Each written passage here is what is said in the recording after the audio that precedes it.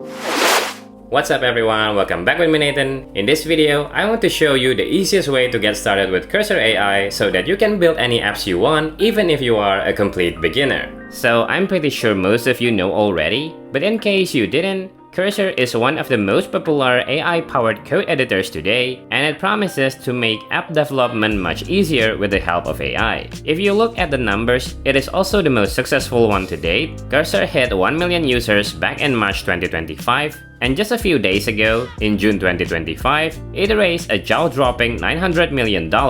Yep, you heard that right, at a 9.9 billion valuation from some of the most successful investment firms in the world. On top of that, Cursor is pulling in over 500 million in annual recurring revenue and is now being used by more than half of the Fortune 500 companies, including big names like Nvidia, Uber, and Adobe. What's unique about Cursor is that it actually never did any kind of flashy, big-budget marketing campaigns. All Cursor users simply came from word of mouth or people sharing on social media about how good the editor is. The success of Cursor has inspired a whole wave of new AI code editors, with many startups trying to follow in its footsteps, like Windsurf, Tray, and Void. So if you're thinking about building apps with AI, Cursor is definitely a good place to start, but the problem is, it can feel a little overwhelming at first. How do you set it up, and how do you actually use it? That's why in this video, I'm going to show you the best way to get started with Cursor as a beginner, step by step, from scratch. Now, before we get into the exciting part, please don't forget to subscribe to my YouTube channel.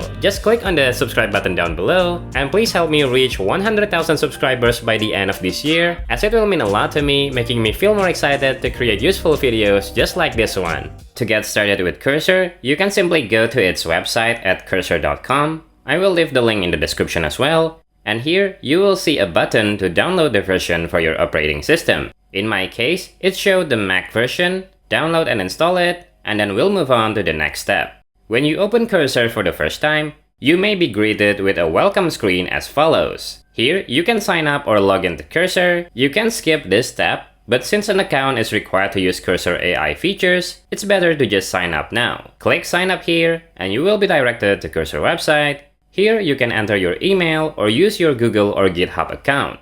I will select my GitHub account here.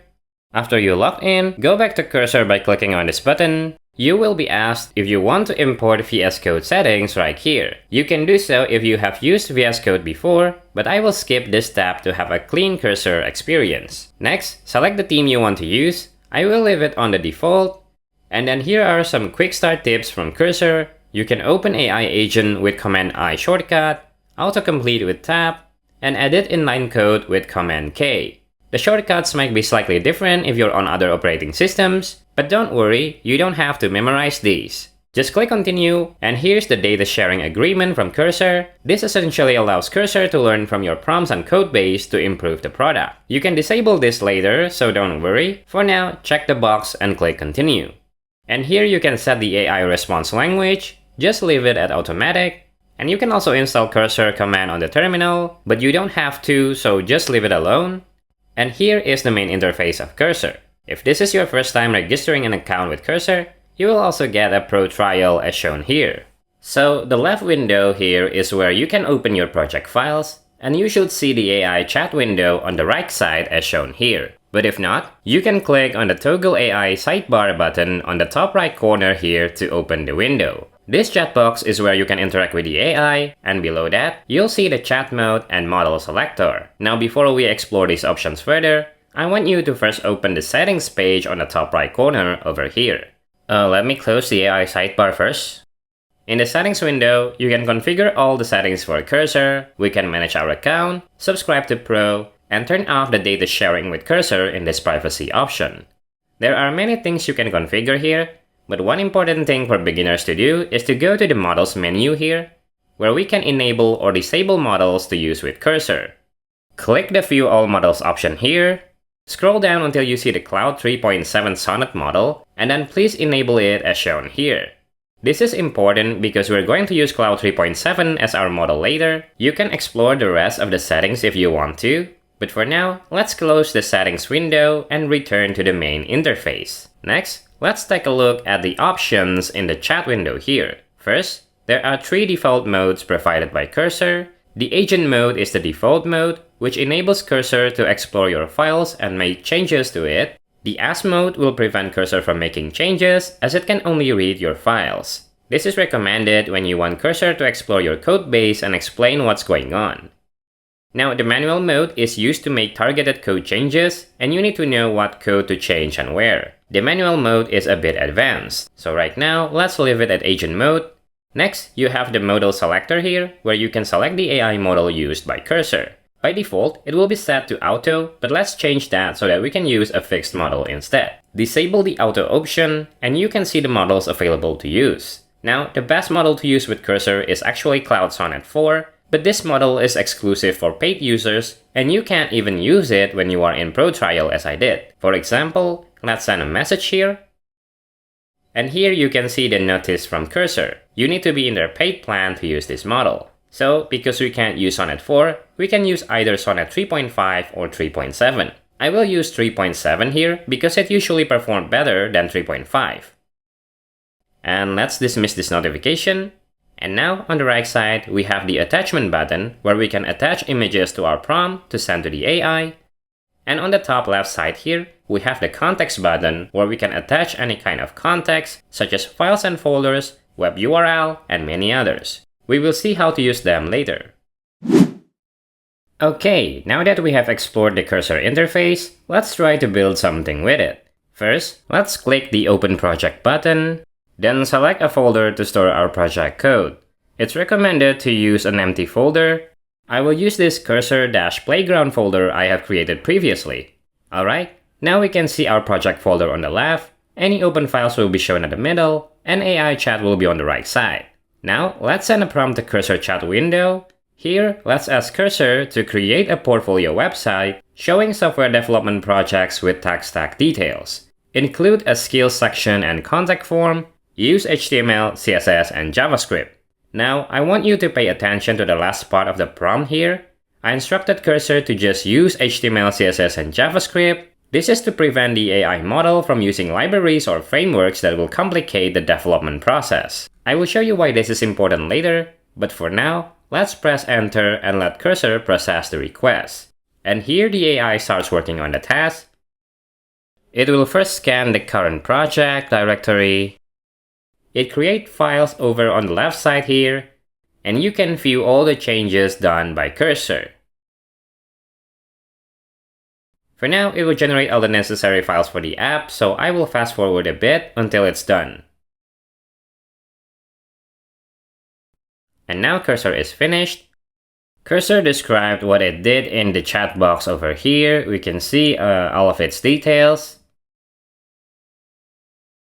And it also created a README file where you can see all the details of this project. For now, let's open the project. We can do it by opening the index.html file in the browser. And here's the generated developer portfolio website.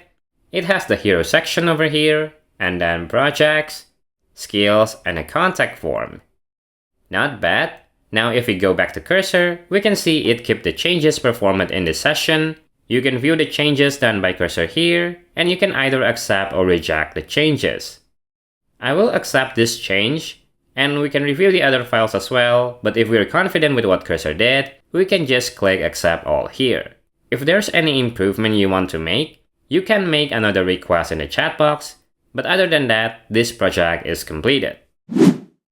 Okay, so earlier I instructed Cursor to use HTML, CSS, and JavaScript. And this part is important because otherwise, Cursor and Sonnet will usually bring in a bunch of JavaScript libraries and frameworks, and that can make things way too complicated if you're just starting out. Let me show you what I mean. Clear the chat first, and next, create a new folder and name it 1-portfolio, and then drag the files into that folder. Confirm the move over here. Move the README file, the script, and then the style CSS here. I misspelled portfolio here. Change it a bit. Okay, now send the same prompt as before, but this time, replace the last part with ignore existing folders and files. This is so that Cursor will make everything from scratch. Hit enter and let Cursor do its thing. Alright, here you can see that Cursor wants to create a bunch of directories. Just allow it.